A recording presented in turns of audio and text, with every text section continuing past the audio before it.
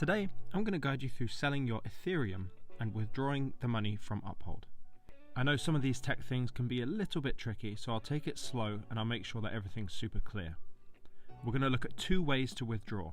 First, to your bank account, and second, to an external crypto wallet. Start by logging in to your Uphold account. You'll see your main portfolio page. Find the Anything to Anything panel on the right, and this is going to be your go-to place for managing your money. In the Select Source section, there's a drop-down menu. Click it and choose Ethereum.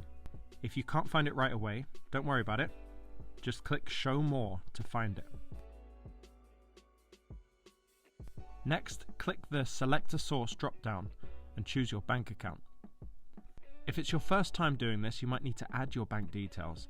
You can add your bank account by clicking the plus icon and just follow the prompts. It's very straightforward. Now decide how much Ethereum you want to sell.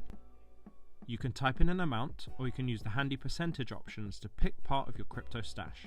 Below, you'll see how much this is in regular money like dollars or euros. Take a look at the withdrawal preview to see everything, like the exchange rate and any fees that might apply. Feel free to add a note for your records, then hit confirm. These notes can be especially useful whenever you have to do your taxes at the end of the year. Your money will then start its journey to your bank account. Now, I'll show you how to send off your crypto to an external crypto wallet. Just go back to that Anything to Anything panel. Just like you would when transferring to a bank account, find Ethereum on the Select Source list. In the Select Destination section, select Crypto Networks or type the crypto into the search bar and navigate to the Crypto Networks section.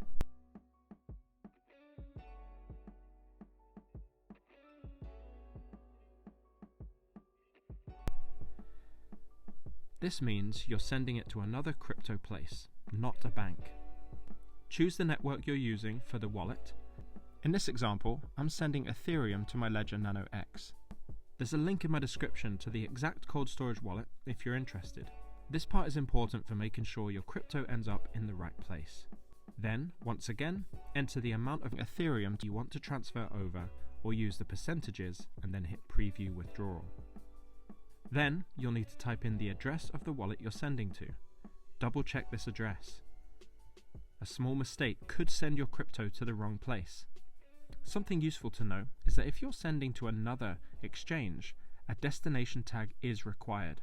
If you're sending to a cold storage wallet like I'm showing you today, you won't need a destination tag. You can find your wallet address on your Ledger Live app. There should be an easy copy button for you. This copy button will likely be available across all exchanges and all cold storage wallets.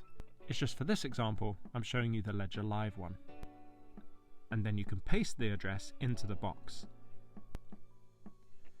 After you've entered the address, check the network fee and then confirm your withdrawal. And there you have it. Whether you're moving your Ethereum to a bank account or another wallet, these steps should help you do it smoothly. If you have any questions, please let us know in the comments. And if you found it useful, please hit like on this video and subscribe for more easy to follow tutorials. I'll see you in the next one.